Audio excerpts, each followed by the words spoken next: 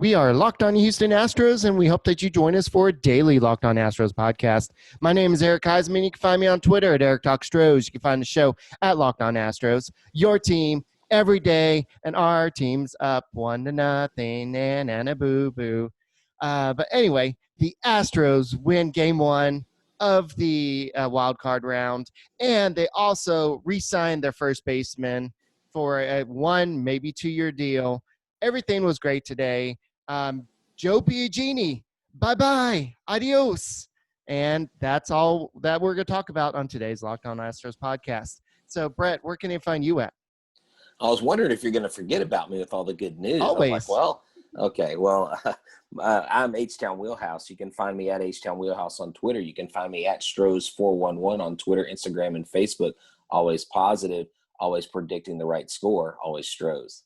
Oh, God, I knew that was going to come up. I knew. Okay, so, Brett yesterday went ahead and made a proclamation, and he said that Greinke would pitch 7 shutout innings. I do remember that. That did not happen. Yes. But you did predict the score 4-1.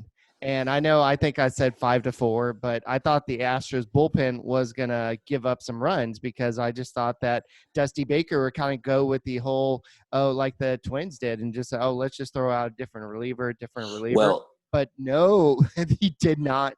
Best move Dusty Baker has made by far is bringing in Framber Valdez. And the best part of it, this was not something he thought about the last minute. This was all planned. And Framber Valdez knew this.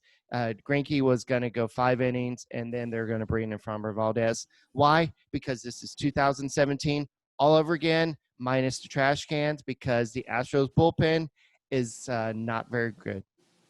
Yeah, so with Framber Valdez going in the way he did, there was instant reaction on Twitter and all over social media about, you pulled Greinke too soon. You shouldn't have pulled him because Framber came in and he walked his first 2 batters.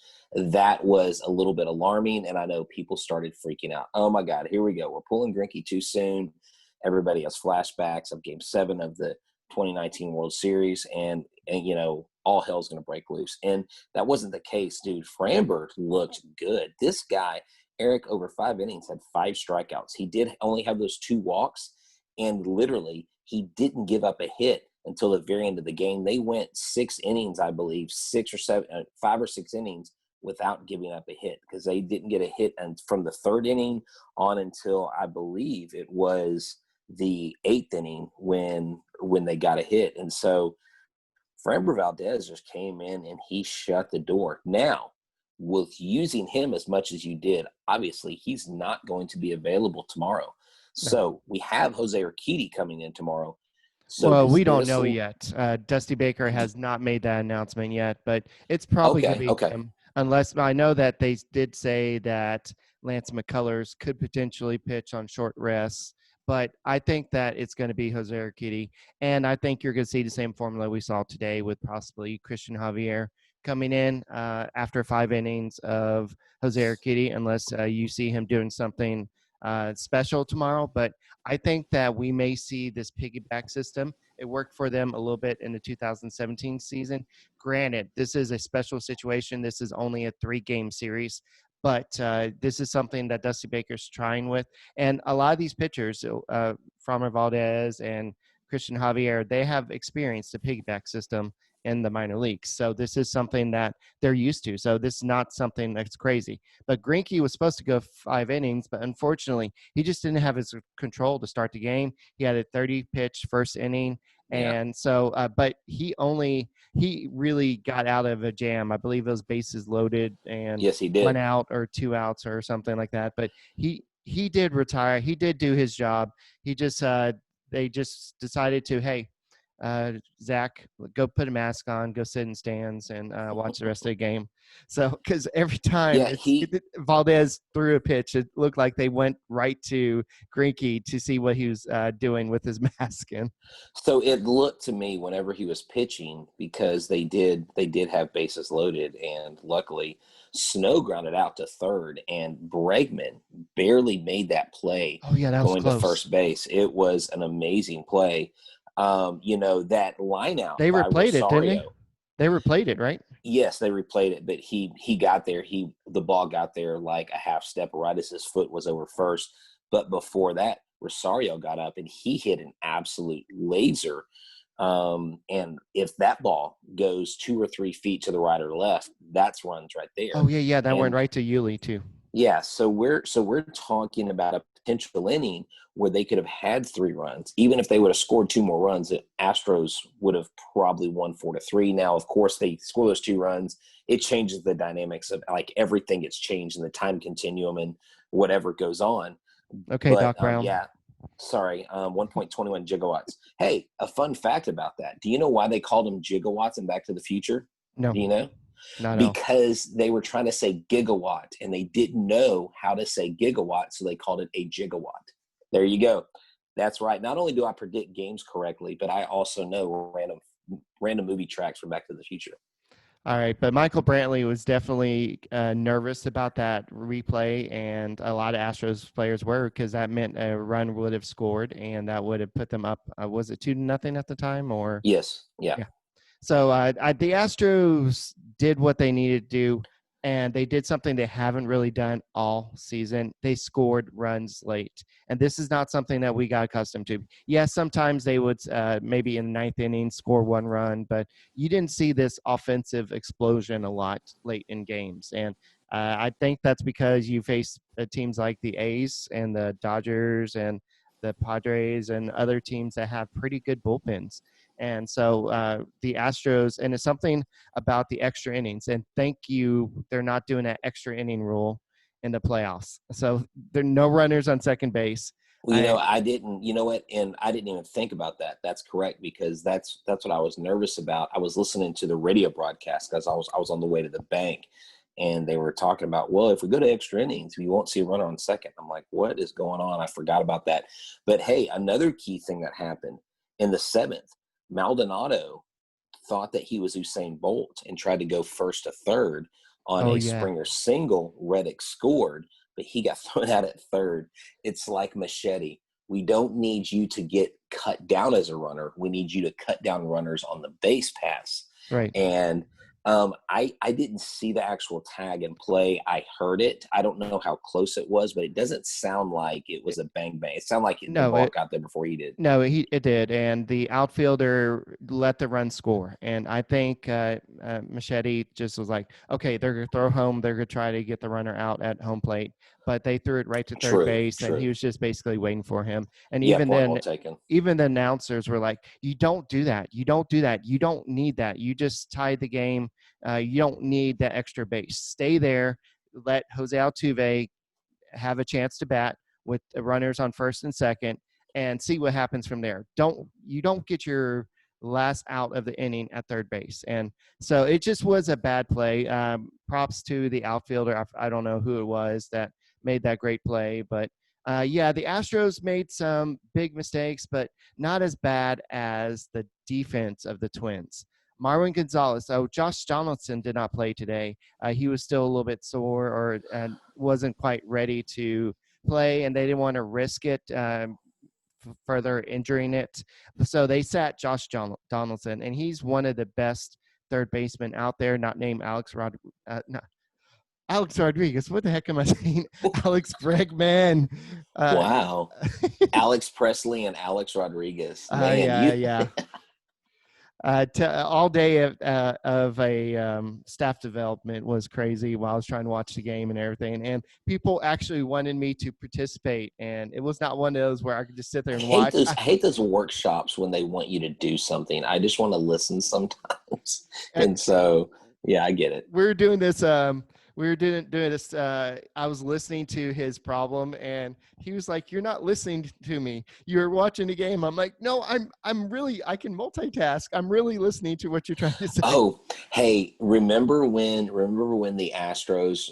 I told you about that the famous Astros and Royals debacle where I was like driving to Academy to get the shirt to win the ALDS, and the Royals came back and won. Yeah. In that training, the lady who was leading it was a Rangers fan, and she knew that we were all, there was like probably 30 teachers and 15 of us were watching the game, and she badmouthed the Astros the entire time. And there was like one teacher in there, the guy was a total jerk, was like this big Rangers fan. And they were just, it was like they were talking smack. And all of our reviews of this were like, I'm sure the topics were relevant, but we couldn't get past her bashing of Houston sports. And we were really turned off by the fact that she was unprofessional in her presentation while we were sitting there watching the game on our phone. So, yeah. Hey, I do want to mention this. In regards to the game. Did you notice Rosario when he grounded out? Did you notice that when he hit that ball to you? He didn't run.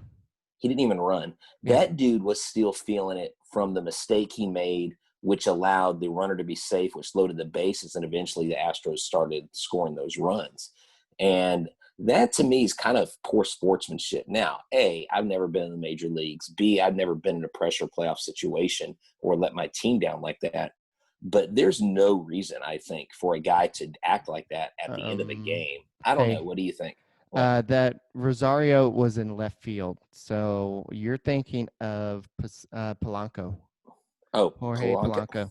Polanco was the guy who made the bad play at shortstop where he threw it and it pulled the second baseman off. Are you sure about that? Because yeah, Rosario plays left field. Okay, why don't we scrap that? That sounds really bad. It's fine. Oh, sorry, that's me. No, scrap it, dude. I don't want that on the air. That's terrible. No, sorry, no, dude. Hold on. Rosario left field. Who's at second base? It's Arouse or Arousa. Oh, Ariza. No, Hold on. Arouse was the one who got pulled off second base, dude. But I thought Rosario was the one that I hope you're not recording this. I mean, okay. I didn't know I can stop recording. Actually, just FYI, Rosario plays left field and Polanco plays shortstop. I heard what the announcer saying that, but it was actually Polanco throwing the ball to the second baseman, Arouse, or however you say his name, and he got pulled off the bag and actually missed the ball, and that's how Correa was safe. And that you're right. I misheard them. Either I misunderstood what they were saying, but I remember when Rosario hit the ball, he didn't run, and then they like dovetailed into, he made that play or he made that play earlier. How many of these? I don't know who the announcers were, but how many of these people really know the Twins? Like Rosario. Well, I know, Polanco. but they were national ESPN guys. I can't remember who the guys are. One of them is a former baseball player, I think Hall of Famer, and I don't think it's Smoltz anyways.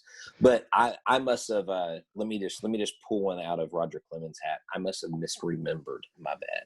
All right, as long as you don't pull one out of Andy Rodriguez. Andy Rodriguez. Oh my God. Andy Pettit. I don't know what Rodriguez. My deal is today.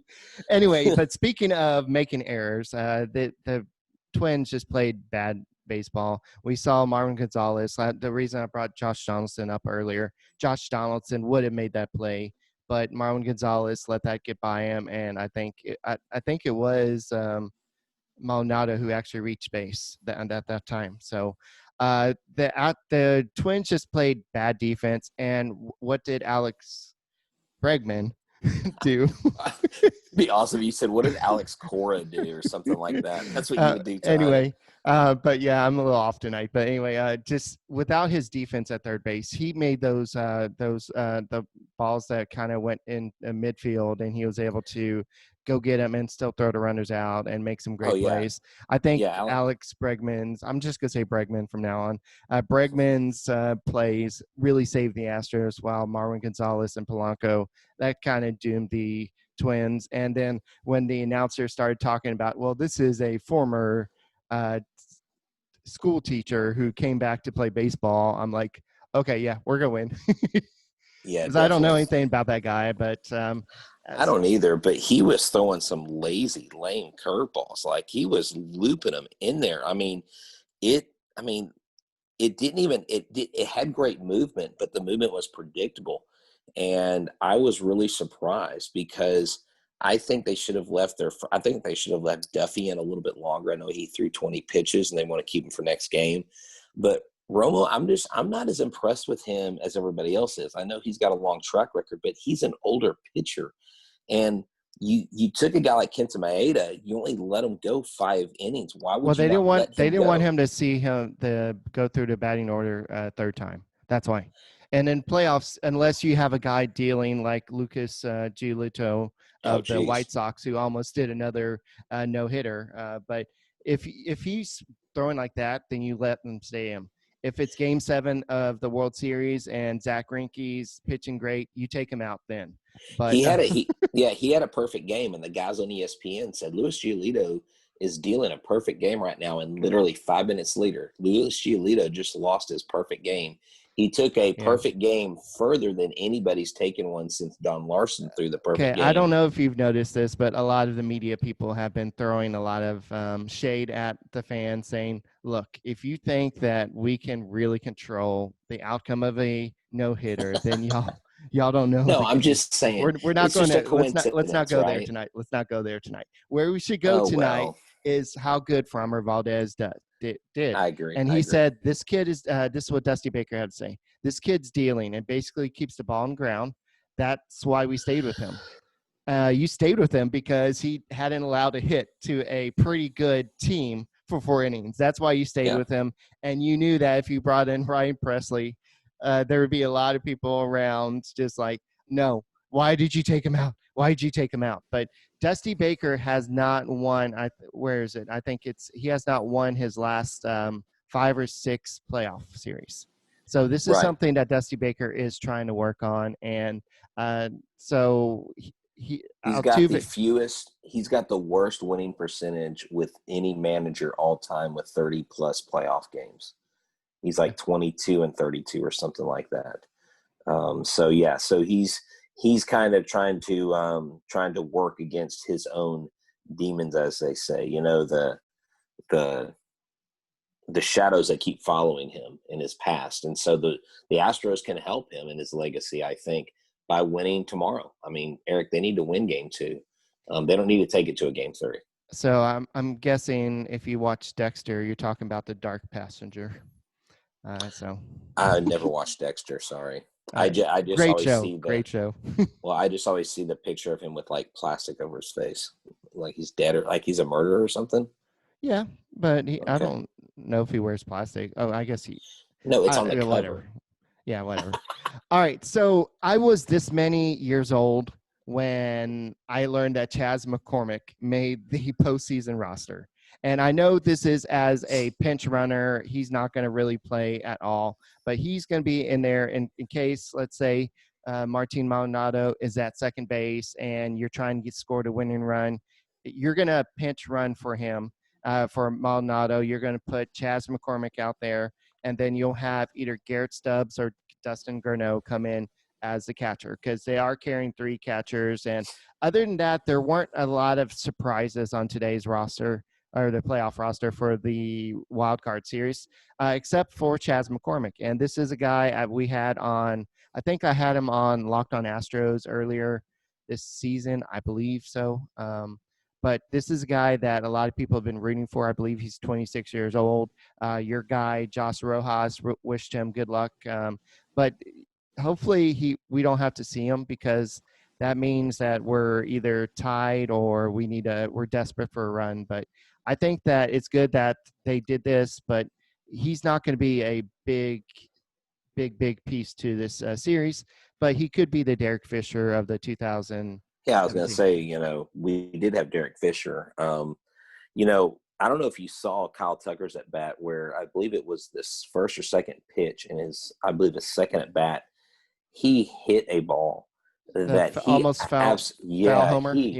God, he crushed that ball, and he just came around too quick. I mean, his bat speed must be unbelievable. We're zooming, and I'm like doing this, and everybody's like, "What are you doing?" Yeah, definitely. And then shortly after that, Maldonado gets up and he fouls the ball and hits that left field like wall facade that's like just left of the foul pole. Those are 2 hits right there that if they would have stayed back a little bit, they could have taken those balls out, and we could be looking at a 6-1 game. The Astros, The Astros, they collected today. They collected a total of 8 hits. They had 8 hits and 4 runs. The Twins only had 4 hits and 1 Right. run. And things went their way. I mean, Zack Greinke didn't pitch a bad game. They just didn't. No, he didn't. But he tired himself out in the first inning, and Dusty Baker's like, you know what? He gave us all he can give us. Let's go with Framber Valdez. He's pitched really great the last 2 games, so let's just give it to our best pitcher, potentially MVP of this season because of how good he's pitched. Right. And as bad as he was in the first inning, he was still able to get out of the first inning. That's why he's Zack Greinke. Again, that's why you said yesterday when I was like, well, why would you go with Zack Greinke? Why wouldn't you go with Framber Valdez? Because he is your ace, because he's got the tread worn off the tires. He's got the experience. He knows how to come out of the bullpen, yeah. Exactly. Now, I don't know about you, but I remember in recent memory, the last time we had Keuchel on this team, when he would go in and he would give up a lot of runs early, and like the wheels would just fall off and he would never recover. And so thankfully we don't have that in Zack Greinke. But what kind of a motivator do you think this is, Eric? We lose the last few games of the regular season. We are down and out. Everybody's talking bad about us. Everybody's got us on the chopping block. And they come in and win their first game.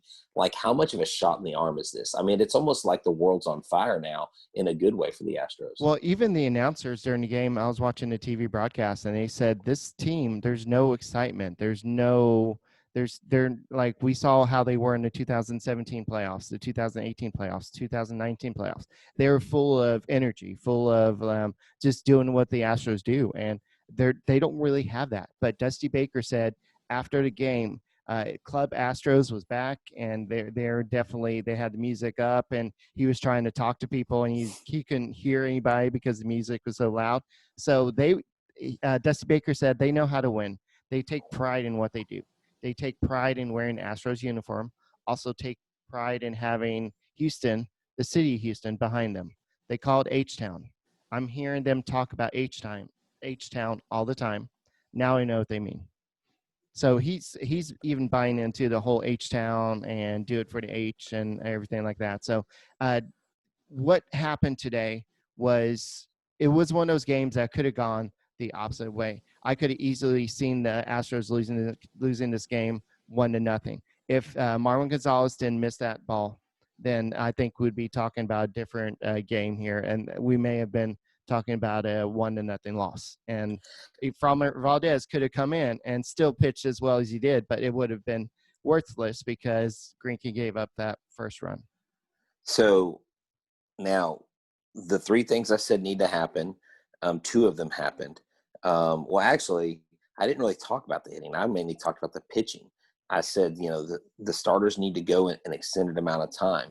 Well, he didn't go an extended amount of time, but Framber Valdez pretty much pitched a complete game. I mean, not a complete game, but you know what I mean? Like, he basically came in there and he was the one who got credit for the game today because they took the lead on his watch. So he got the win. That's not a complete game, though. No. What I'm saying is he completed the game, right? Okay. He didn't have a complete game. Complete game is 9 innings. We know that. Yeah, okay. This isn't Locked On Rangers. I'm joking. I digress. Sorry, that was a fun rib at a fellow Locked On podcast. I'm joking. No, seriously though. But this team right here, if they continue to get hits when they need to, now tomorrow they need to produce more than 8 hits tomorrow. I think they need to score more than 4 runs, because I don't see how you hold this offense for the Twins 2 games in a row to 1 run. I may be wrong. They've lost 17 straight games in the postseason. In the playoffs. Oh, that's right. So it's in their head. It is in their head. They true. Can say, well, all the Twins weren't on this team. Yeah, but a majority of the Twins were on the team last year. They know what it's like to have this recent history of not winning. And this is back to 2004. So this has been a while since they actually had a win in the postseason. So the 9th inning was so anti-Astros. I think the Yuli Gurriel kind of reached on a little bloop over second base, if I remember correctly, and then Carlos Correa basically had another bloop somewhere, and then everything else just kind of transpired. But something I didn't know, and I don't know if this is right, but I saw this from Brian McTaggart, but Altuve's walk, it was the first go-ahead walk in the 9th inning in postseason history. Not Astros history, postseason history. So, and Altuve after the game said, yeah, I'm just trying to get that run home. I don't care how it got home. I was just trying to get that run home. And we saw him be patient. And I know that he swung at a pitch very similar to that that ball four. So yes. For him to kind of hold back and kind of trust his eye and trust the situation, that was really big. And I think this is going to be a big step with Altuve getting that go-ahead run, driving in that go-ahead run. I think we see a different Jose Altuve. I think he kind of got a little chip off his shoulder. I know it's not a grand slam. A grand slam would have been a lot better. But this is a step in the right direction. And Alex Bregman, even though he didn't play great, I mean, he played great defense. He didn't really look great at the plate. And his bat still needs to come around. And but luckily, we had Michael Brantley have a double early in the game when it looked like the Astros didn't have any hope. But Kenta Maeda looked pretty darn good for a little bit there. But the Astros just were patient and waited at him out, and then they got to the bullpen. And that's why I was so scared about going to the Astros bullpen, because I didn't want to bring in Brooks Raley. I'm sure he's great, but the Minnesota Twins did what we were afraid of the Astros doing. Mm-hmm. Now, going back to that Altuve at bat, I'm sitting here looking at basically the play-by-play and pitch-by-pitch, and there's a certain website, I don't want to say if it is, but they actually have the last ball as a sinker. It was not a sinker. It was a fastball. It was a fastball up. And they talked about Romo's use of the fastball, and when he was, I guess, in a World Series where he struck out Miguel Cabrera, where he had thrown him slider, sinker, whatever. He had this combination, and he hadn't thrown a fastball for like 2 or 3 batters, and he threw a fastball to him, and he went down looking when the Giants ended up beating the Tigers in the World Series. And they said, he's going to come with the fastball here. And he did. He came with a high fastball, and that takes a lot of discipline. And where a lot of people say Altuve's broken, he's not broken. He is definitely going through some mental he's having to climb or jump mental hurdles, I think, week in and week out, where he kind of doubts himself. He doesn't know, like, he wants people to believe in him. He's a good guy. He's got all the variables. But to me, Altuve getting that walk is just as big as if Altuve laced a 2-run double in that situation. Right. And those are the little things we need. That's what baseball is about. It's about the ball bouncing your way. It's about getting in the right scenarios. And it's about making the right guess to on a pitch. Because did you see Springer at one of his at-bats, he got a sinker thrown to him from Romo, and he watched it. It was down the middle, and he grimaced like he was like, oh, that sinker was perfect. It was right over the plate. I mean, Springer could have crushed that ball to center field. Right. So those things didn't bite us in the butt this game, and those things had been biting us in the butt. And so I'm glad that we got the win. Yes, I'm kind of glad that I got the prediction. But do we want to make a prediction tonight for tomorrow's game? Yeah, for sure. And before we get into that, I do want to talk about the Yuli Gurriel deal, because that is a big definitely. deal. Excellent. And I put on Twitter, I think that the Astros, just to not jinx anything, I think since they extended a player before the game today, and then they get the W, I think it's only fair that they extend another player tomorrow. So let's go George Springer. I'm just saying. Oh, wow. I'm just saying. Man, you going out on a limb there. Let's just pull out all the stops. I'm not saying that's going to happen, but I'm just saying let's do that. But Gurriel will be with the team for next year for sure. He signed a 1-year deal worth $6.5 million. That plus performance bonuses. That's pretty good for a guy like Yuli Gurriel. And then he also has a option worth $8 million for 2022. So this means that Yuli Gurriel most likely will be here for 2 more years. And James Click, here's some clickbait. He basically said that Yuli made it obvious that this was the place he wanted to be. He's very comfortable here, and we're very comfortable with him. Over the last week or so, I would say things picked up, and we're able to line up on this. And Gurriel said, I never thought there would be so much chemistry between the players, the coaching staff as well. And it's just a perfect situation. all I can think about is that old Weezer song, Perfect Situation. And that's what the Astros are for a lot of these players, a.k.a. George Springer. You need to stay here. This is your perfect situation. Yeah, he needed to take a pay cut, and he took a pay cut to stay with the Astros. If that doesn't speak volumes of what is being built here in Houston, despite what you may hear, despite the random reports from various websites that say that all major stars that can are exiting Houston in 2021, I just don't see it.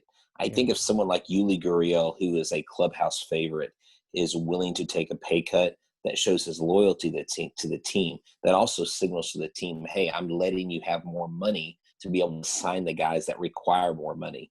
Right. And who knows, maybe this does open the door. I really like that prediction. I've kind of been on the fence of, I'm thinking Springer's on the way out, just because he's like, I don't want to worry about it. I don't want to talk about it.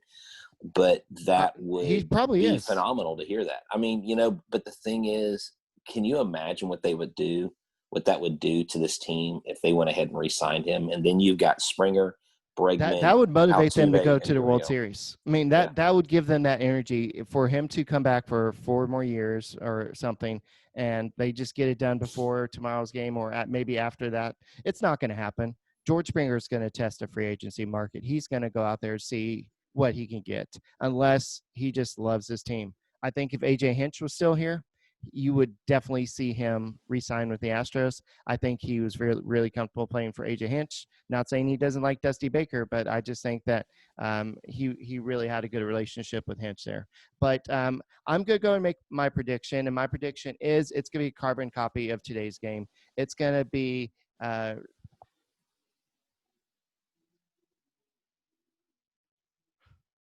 What'd you do? I can't think of his name all of a sudden. Jose Urquidy. Jose Urquidy will get the start. I had a total brain fart. I've been having issues all day, but Jose Urquidy is going to get the start. I think he's going to go 5 innings. And then I think you're going to see Christian Javier not do exactly what we saw Framber Valdez do, but I think he'll come in and give you 3 good innings. Then you'll see Andre Scrub come in and maybe Ryan Presley to close out the game, or Blake Taylor, or whoever. It depends on the matchups right now, but I think that the Astros are going to take tomorrow's game. It's going to be one of those. I still think it's going to be something like a 5-4 game. Really? Okay. So you're going 5-4. I'm going to say, and that's with Presley giving up 2 runs in his ninth inning. Oh, Jesus. Well, I just hope that Presley's not the closer. I'm just going to throw that out there right now. I'm not going to make any bones about it. I have zero confidence in him closing right now. But I think the Twins at least put a crooked number on the board. I'm going to say the Twins get 3 runs, and they're going to get 2 of those runs on 2 solo home runs. Probably knock out the starter and bring in someone like Christian Javier, someone like that, and they're going to come in and just be dealing, okay? Now, with that being said, the Houston Astros are going to counter those 3 runs, and I believe they're going to score 7 runs. I believe 2 of those runs are going to be scored in the first 3 innings, and those other 5 runs are going to be scored in the 7th, 8th, and 9th inning, and they are going to close the deal because the Twins will take the lead midway through the game. The Astros will come back in the late innings and look like the old Astros of scoring a ton of runs in the 7th, 8th, and 9th innings. So I'm predicting a game, 7-3, Houston Astros. They sweep the wild card and go to play the Chicago White Sox. All right. Well, that's some pretty big, bold moves there, but we didn't get a chance to look at what Jose Berrios has done versus the Astros. I do know that he's faced him a few times, but I remember one time they got to him. The other time, maybe he did really good against him, but he is a legit ace. And no, he's good. Yeah, he's going to be good. He's going to be tough to get to, but I think the Astros are going to get some momentum from what they did today. And they did something they haven't really done. They rallied late. They rallied late to get the lead and keep the lead. So Framber Valdez, he deserves the game ball if they do that in this league. But he just pitched the game ball. This isn't Little League, Eric. Yeah, we're all going to get a baseball after the series and sign it. Everybody's going to sign it. Good job, Framber. All right. So, guys, that's all we got for tonight's Locked On Astros podcast. Hopefully, we'll be talking tomorrow and celebrating going to the ALDS versus I don't know. Who'd you say it's going to be against? Oh, dude, it's going to be the White Sox, man. I mean, there's no way Oakland's beating the White Sox. I just don't see it. I don't see it in the cards. I'll double check, but I'm pretty sure that is what the bracket is. The bracket is going to be because the winner of the Rays series is playing the winner of the Yankees series. Yeah. So we play the winner of the White Sox and Oakland A's, and I think the White Sox are gonna hit it. You're gonna have a number 6 versus a number 17, which should be a really good matchup, I think. The only thing I'm worried about is that the Astros will be playing the ALCS or the ALDS in San Diego or in Dodger Stadium. And so maybe there's going to be the ghost of the West Coast over there. Wait, but we won the World Series in LA. We won Game 7 in LA. I know, but how good did they play against the Dodgers this year? Yeah, but they're not playing the Dodgers for the World Series. I know, but it's just a ghost of Dodgers fans. Oh, all the Dodgers fans that have died. Are you Mike Leach? Are you Mike Leach now? Did you see that Mike Leach interview? No. Speaking of which, why don't you go check out our friend Sully? I know that he had a lot of the teams in the playoffs join a podcast, and go check it out on the Locked On MLB podcast. And let's just talk some great baseball tomorrow. Hopefully the Astros do a good job, and Dusty Baker does what he's supposed to do to get the win. You've been listening to the Locked On Astros podcast. We'll talk to you tomorrow.